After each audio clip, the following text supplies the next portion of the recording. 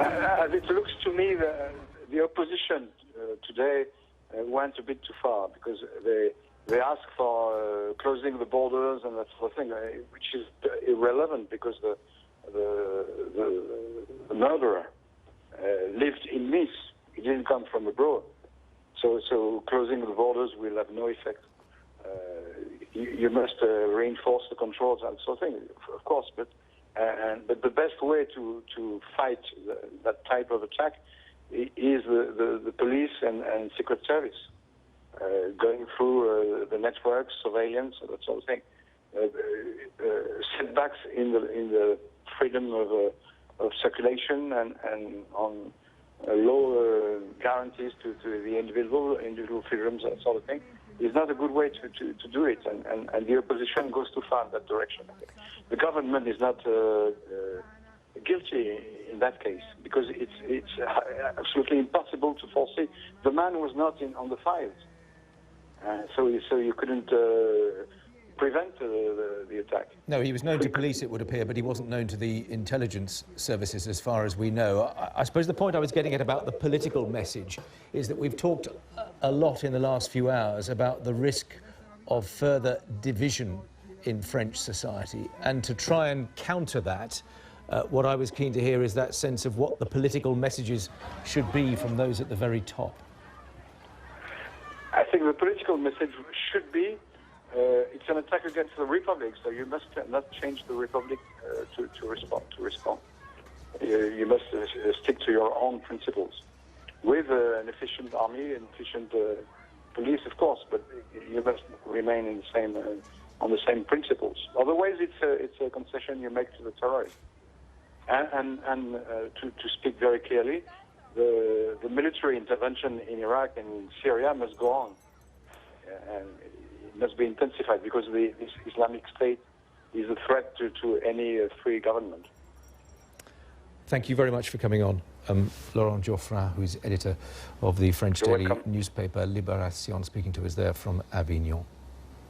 Well, we're going to talk in the next few minutes about the security situation, about the ongoing investigation with a couple of security analysts. But first, let's hear a little bit more from the scene itself, because we're joined on the phone by a young man called Puya, who is from Toronto in Canada and was there on the promenade when that attack happened in Nice. Thank you for speaking to us here on the BBC. Just explain where you were, what you witnessed. Are you in France on holiday? I was. I was on a European holiday. I finished my bachelor's degree. I figured I'd take a vacation. And I was just actually finishing up my vacation in Nice. And I was just watching the fireworks along with the rest of the crowd. Once the fireworks finished and the crowd clapped, the crowd who was actually on the beach itself started to come onto the promenade. So there was a very large number of people on the promenade, which isn't too wide. So, I mean, space was limited. And I was just walking around trying to take some pictures, enjoy the atmosphere. And then I heard screaming and shouting and people running, and I didn't know what was happening. That's when I saw the truck, and I don't know, at that point I just reacted. I wasn't thinking. And you just instinctively ran away from the scene, did you? Yeah, it wasn't... I mean, the car was swerving, so I didn't really know where to go. I guess I tried to understand which way it would swerve next and run the opposite direction. Luckily, I managed to run the correct direction. I was very close. Yeah. But you saw, did you see people get injured? Describe exactly what was going on, because did people think that this was a driver just lost control of his vehicle? What was the overall reaction? No, it was pretty clear it was something orchestrated, just because the promenade was closed for hours for the Bastille celebration. So, and the car was coming at a very, very high speed relative to the size of the promenade itself. So, I mean, people understood, and you could hear the fear and the screaming that it wasn't, oh my God, some driver's drunk or something like that. It was just People ran away. I suppose a lot of people weren't lucky. At first, I thought it was maybe a dozen or so, but then I followed the news. I realized it was much worse than that. And until this had happened, I mean, you're there on holiday, but did you go to France with any qualms? Did you think about the fact that there had been attacks, regrettably, within the last 18 months there? And did you think about that at all when you went to a big, famous outdoor event attended by thousands of people? To be honest, I was in Paris just a couple days before, and when I was planning my trip, I wanted to be in Paris on Bastille Day. But given everything that's happened in Paris, I thought better of it. I thought, let's not be part of that massive crowd that lines up. So I decided to go to Nice early. I suppose I got very unlucky. But when I was in Nice, I didn't think something like that would happen. That's very interesting. So you deliberately chose not to be in the capital because you had those sort of considerations. Well, Puya, thank you very much for speaking to us here on the BBC, who is from Toronto in Canada and was simply on holiday in France and went to see the firework display that marked Bastille Day. Well, the motive of the driver of this truck at this stage is still unclear. Here's what we do know about him at this stage. He was carrying papers which identify him as Mohamed Boukhlail, a 31-year-old Tunisian national. He had a permit to live and work in France. It's believed he was employed as a delivery driver.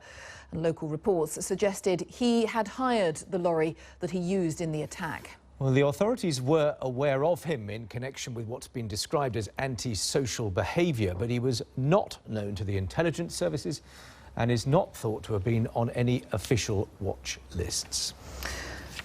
Well, let's discuss the implications of all of this and the security issues clearly facing France. Olivier Guiter has joined us, a French security expert and managing director of Global Strat. Thank you for being here. And Marco Vicenzino, the director of the Global Strategy Project and a political risk analyst. Gentlemen, thank you. And 3 serious attacks in France in the space of just 18 months.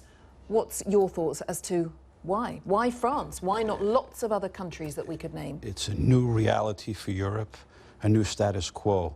Much of it goes back years. I mean, France was seeing attacks on its soil in the 1990s with a similar type of jihadist mindset. Much of that in the 90s had to do with the Algerian civil war going on at the time. So France, it's maybe the magnitude of the terrorism, the magnitude of the deaths involved, yeah, that's much different from the 1990s. Much of it has to do also with France's ventures overseas as part of a Western alliance against jihadist movements, not just in the Middle East, but we're also talking in Africa.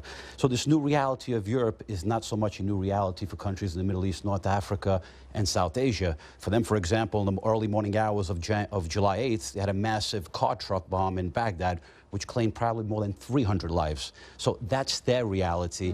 It's on a different scope and it's on a different level. But in this terms is that, you look even at American societies, you have the organized attacks and then you have the lone wolf attacks. The lone wolf attacks are the biggest, say, for law enforcement authorities, the biggest challenges. But if this proves, for example, to be a lone wolf attack, having claimed 84 lives, in the US we had the attacks in Orlando, 49 lives, you cannot profile many of these attackers. There's no single road to radicalization. So they're struggling right now at present. Can I just, I mean, I'll bring in Olivier in a moment, but lots of nations are involved in military campaigns. It's not France on its own, so why? I just wonder whether people watching will think, why have we seen 3 really big attacks in one specific country? Why not here in the UK, for example? Why not well, other... the UK, they do try, and they have tried many times. They've been thwarted. It's more difficult for them to enter the UK. Go into France, I was referring to its foreign policy. Then you have to look at the inside of France also. There's been issues of integration, and there's a huge debate internally that's been going on for decades, because there are many people from the former colonies who now live in France have not been able to integrate. And you see some of the highest levels of recruits to ISIS are from countries like Belgium and France. And this individual, remember, he's a Tunisian national, and some of the highest recruits from the Middle East to ISIS is specifically from Tunisia. There, it's different reasons for radicalization. But once again, there's no single way, there's no single road to radicalization. What I mean by that, in each society, there are similar but also very different reasons, whether it's integration internally in the country or a nation's foreign policy, which can even radicalize individuals on the inside of their country. Young Muslims in France, for example, have not integrated. They're looking at TV at night and they see Westerners and Middle Eastern societies, they see conflict or war. A very simple narrative can develop, and ISIS has used a very simple narrative, and that simple narrative has been an effective one, particularly on the airwaves. Okay. Olivier, is that your reading of this as well? Yes, I'll go deeper into the reasons why France has been attacked. I mean, I would point out 4 reasons. The first one is since the time of the colonialism, the issue with Algeria is indeed one of the points. Al-Qaeda had France as a top 3 target, but Islamic State has France as #1 target, even ahead of the US. The second reason is being that jihadists view France as an Islamophobic country because of the laws that they pass, for instance, the ban of the burqa. So that's something that they've talked time and time again. Number 3 is that, as Marco mentioned, France has been really the gendarme when it comes to fighting jihadists around the world, much more so than the UK and the US under the Obama administration. They've been present in Mali, in Syria, in Libya, you name it. The French special forces have been all over, and especially under President Hollande. The fourth reason would be linked to the fact that France has the highest number of foreign jihadists in the West, in Syria and Iraq, over 2,000 that traveled there. So statistically, when you look at the UK or Germany that had between 600 and 800 of their citizens go there, that's one of the points. But then the last one is that, interestingly, for the first time, Islamic State has within its board, its top leadership, 2 Frenchmen. And so I assume when discussions are happening, which countries to target, the French are very influential within the board, if you will, of Islamic State to say, we want to target France again and again. I was struck by the 2 of those 4 reasons that you gave in the middle of that list. Those middle 2 were both matters of French policy, voted upon by the French public at regular intervals in elections. So this is not an argument, presumably, for changing French policy because it makes the country more vulnerable. Yes, and I don't think that it will have an impact. You're right, we're looking at the French domestic policy. And you have to remember, after the November attacks, the French were much more aggressive on attacking Islamic State in Syria. They switched from Iraq to Syria, and they specifically targeted training camps of French jihadists. And I suspect this will happen again because yesterday the head of French intelligence said that they knew exactly who was the main mastermind for the November attacks. And so given the pressures on France, internal, external, you both touched on those, does that mean that the task facing France's intelligence services is just far, far bigger than that facing Britain, Germany, lots of other countries we could name? It's all of them. Because remember, in Europe we have Schengen, at least for now. And when Schengen is passport-free travel zones, many of these jihadists, whether they're going from Europe into Syria and Iraq and then coming back, it's not too easy. Many of them have exploited the migration of over 1 million people in 2015. So this is a challenge for all security intelligence services, and particularly for Turkey also. Turkey has people going in and out of their borders, and many times Turkish authorities have even alerted Western intelligence authorities about who's coming in and out. For example, in Belgium, some of them were reported by the Turkish authorities, and nothing happened. So as a result, there needs greater cooperation and coordination between Western intelligence services. I mean the US, Western Europe, and internationally beyond that also. So it's not just a French problem, this is a global problem. Sure. Olivier, just your quick thoughts on that as well. Yes, I think that for the time being, in terms of probability, France will be most likely targeted by jihadists, but Italy and Spain have been mentioned time and time again as major targets. The UK, I would put to you, as down the food chain, if you will. Okay. Gentlemen, thank you both very much. Thanks to Olivier Thank you for being with and us. Marco Vicenzino. Thank you very much. You're watching BBC News. Just a reminder now of the main developments on this breaking news story here today. And France has declared 3 days of mourning for the 84 people who were mown down by a man in a lorry at a national celebration. As the investigation into the attack begins, more information has been emerging about the driver, a 31-year-old Franco-Tunisian man. President Hollande says France faces a long battle and is revealing that up to 50 people remain critically injured.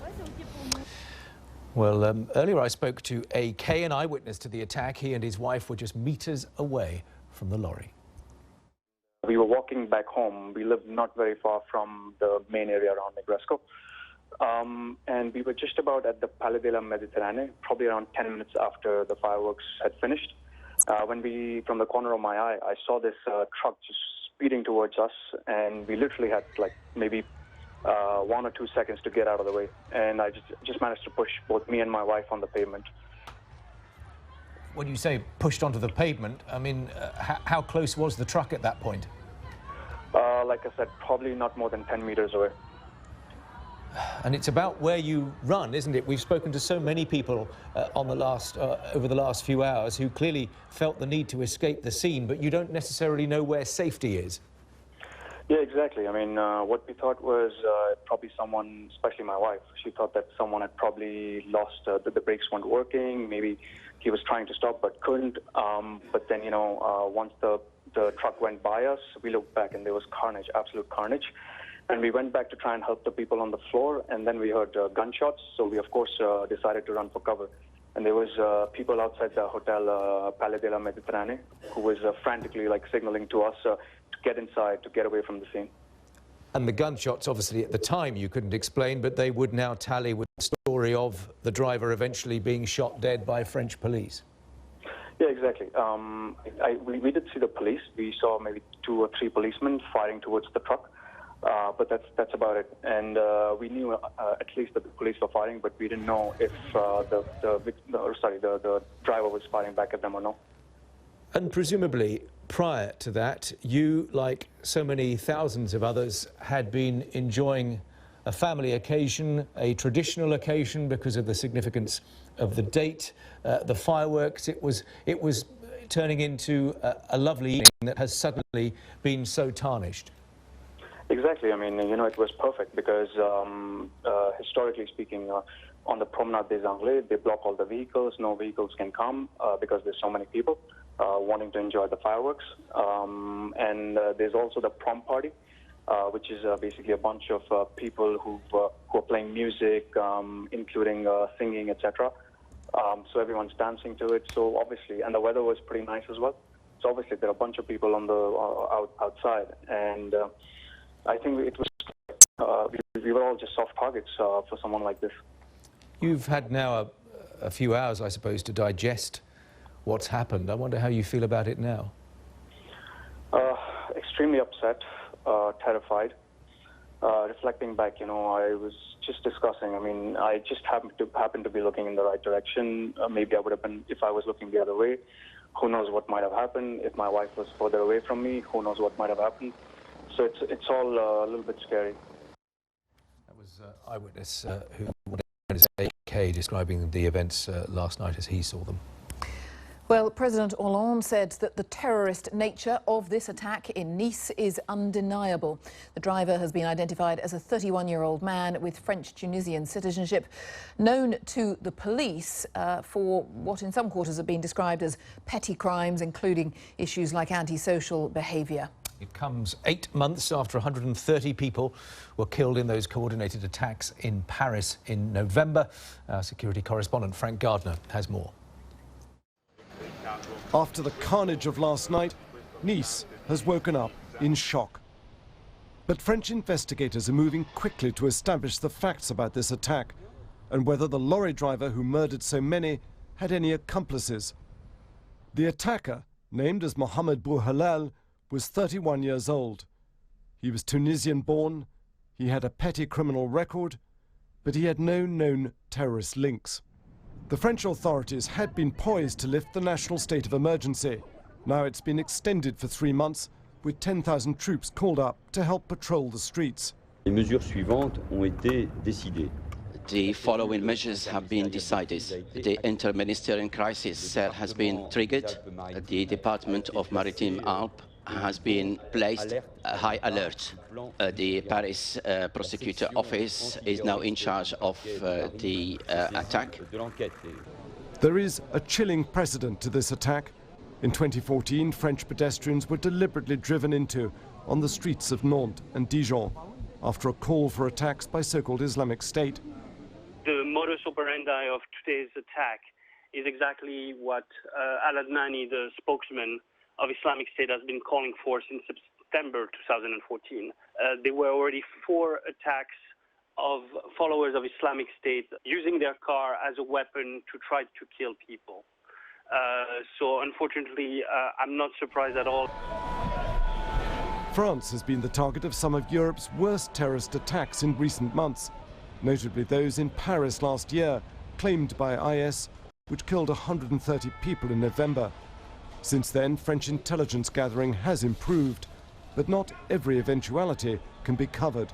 If you're dealing with people who are desperate, who have bought into an ideology and are willing to die for their cause and launch an attack like this, it is very difficult to prevent, especially when they have the message or the idea that, frankly, anything, even something as random as a vehicle or a knife, which we all have access to, can become a weapon. In London, the government has convened its Cobra Crisis Committee to see what more measures, if any, can be taken to prevent an attack like this happening here in Britain. Well, the government is already making more funding available for the security services, which will enable them to increase their efforts. It's also making more funding available to the police for counter-terrorism policing. Of course, we always look at these issues. We have been living with a severe threat level for some time now. But today our thoughts must be with those people in France. Supporters of Islamic State have already been applauding the murders in Nice. In the Middle East, their organization is losing ground and key commanders. The more pressure they come under there, the more they and their supporters will try to lash out at soft civilian targets across Europe. Frank Gardner, BBC News.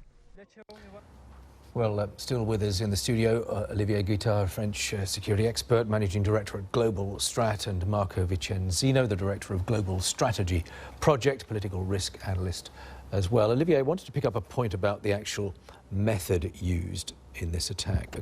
I described it a moment ago as being brutally simple, and in a sense that sadly is the case.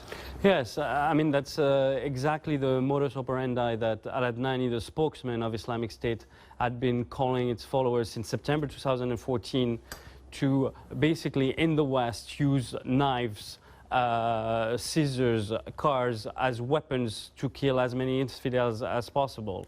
And we've seen in France in the past 18 months 4 attacks that were low intensity of people using their cars that didn't kill many people and that were really put under wraps. Well, I was about to say, because you mentioned 4 attacks, and I suspect quite a lot of people watching this conversation won't be aware that they took place. Right. 2 of them took place over the Christmas season in Dijon and Nantes. And so it was in a marketplace. Somebody came in, and the French security services, actually the French authority, described it as an incident of a madman rather than somebody that was radicalized. And your point being that should there have been, of course it's very easy to be wise with hindsight, but if we look at the event that was taking place here, a well-known annual event, thousands of people gathered, a classic soft target. I mean, is part of what you're saying, given that there had been those 4 attacks that you describe, is it not shocking that any vehicle of any size, driven by anyone, was able to get access to that route? I agree. I mean, that's the main, for me, security failure of yesterday. I mean, for the Bataclan and Charlie Hebdo, there's not much I can say, but this, especially when you see the kind of security you had for the Euro 2016 just you know, a week ago when I was in Paris, where nobody could drive even close to a mile of the stadium. You all had to get out of your car and walk. In this environment, it doesn't make sense that there were no barriers to stop all cars, and especially a truck, to coming in. Marco, is that how you see a security failure? If there has been a failure in quotes here, is that where it lies in your mind? I think also is a sign of weakness of many who are from this radical ideology. What I mean by that is that French authorities in recent months have broken up rings. A lot of times what happens is when the failures always make headlines, but the successes rarely do. Because many times when they crack on cells, they won't always report it, because the fact is they want to hide the methods with which they've broken up these rings.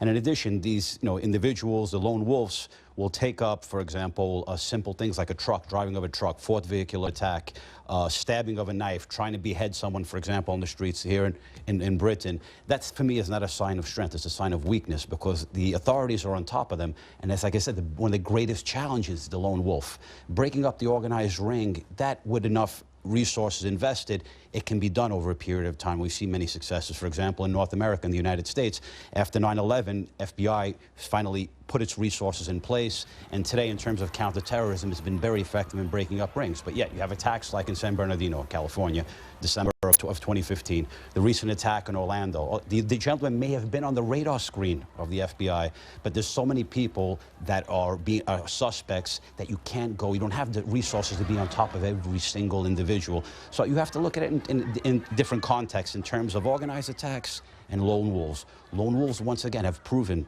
in France that with one individual in a truck, you can take 84 people. It's proven in the United States with one individual, he can take out 49 people at a nightclub. So the lone wolves are a reality. And this is what I'm talking about, the new reality of the West, but particularly of continental Europe, because of that freedom of movement. And, I mean, we're a long way from knowing whether this individual in Nice was a lone wolf. But when you say lone wolf, are we literally specifically talking about one single individual who has been radicalized, presumably online by media that he's witnessed on his laptop? I mean, is it that basic? You cannot profile it, and it's not that basic. It's far more complicated than that. As I said, there is no single road to radicalization. So it can be for example, an individual in the attack on the nightclub in Orlando was an individual. This seems to be clear from the evidence emerging, is the fact that he was an individual who was largely indoctrinated and radicalized online. It can be personal experiences of someone. For example, if you're a child growing up in the inner cities in Paris, in a poor area, you don't have much opportunity, that could begin a process of radicalization together with other variables. So there is no single way, no single reason. It's life experiences, it's individuals, and the individual can be imbalanced psychologically, that's another reality. So it's a combination of factors, internally and externally. Is Marco's freedom of movement point an important one? It is, because specifically Islamic State had told their followers not to attack directly their homeland, but go to a neighboring country and attack. And that's exactly what happened with the gang coming from Belgium and attacking Paris. They were following exactly the modus operandi that they were told to, because they were not on the radar of French security services. And that's tied into the Belgian-French coordination when it comes to intel sharing. Yet we have seen homegrown, as they're called, attackers as well. It can be individuals who are, from Christian backgrounds, for example. You're born and raised of English descent of many generations. You have an experience, you convert. So you have the converts. You have those who may be from a background, of an immigrant background from a Muslim majority society. There's no single way. It's a combination. We've seen, for example, Olivier had pointed out that you have two French-born leaders within ISIS. You have one, the military commander of ISIS was a Chechen, who was killed in recent days, or may have been killed a couple of months ago. It's still not been established. But he was a Chechen, fought with the Georgian army, radicalized over time. So that's what I'm saying about the no single road to radicalization. It could be online. It could be your personal experience in a society where you have many grievances, and those grievances have never been satisfied, and those grievances eventually spilled over into armed action. And therefore, politically, how does any government, react? What is the next step? Because we hear Hollande saying, I'm extending the state of emergency. I mean, Two ways. What are the options? Short-term I'll ask both measures, of you, Mark. short-term measures and long-term measures. Short-term measures, much of what you mentioned, is you have to take the immediate measures, security, increase security.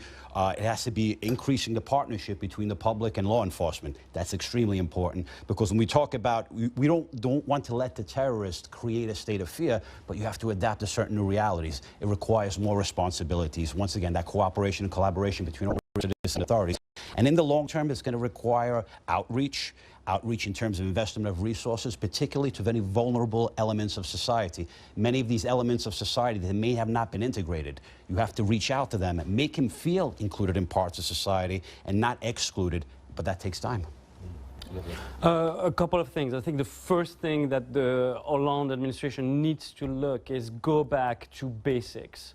And France used to be known for being the best as human intelligence. They used to have Muslim informers infiltrating Al-Qaeda cells, and they would get information that nobody would. In 2008, President Sarkozy had the brilliant idea of merging and scrapping this department that was called les renseignements généraux. And since then, it's been going downhill. And so we need to go back to basics, because the only way you can prevent attacks on soft targets like we've seen yesterday is if you have previous knowledge from somebody inside, because there's no way this guy went on a whim without his wife, his parents, his friends knowing that he would do it. So if you're part of the inner circle, if you have an informer in the inner circle, you get that kind of information. The second point, in the long term, you have to look also, and I know it's a touchy subject in Anglo-Saxon countries, as the mastermind and the brainwashers, because there's always one person, as we've seen time and time again, that can radicalize 100 people, 200 people, and those people never go and take their own lives. They send their soldiers, if you will. And France has been cracking since Charlie Hebdo on incitement to terrorism, on radical imams, and that's something that needs to be taken, because when you brainwash a 15-year-old, it's very difficult to make him come back. Okay. Very good to have both of your thoughts. Yes, thank you so much. Very much. Thank Thanks you. to Marco Vicenzido and Olivier Guita. Thank you very much indeed. And perhaps just worth saying that France's Justice Minister has again been speaking to journalists, reiterating that the man believed to be responsible was not on a terrorism watch list. He was not on a terrorism watch list.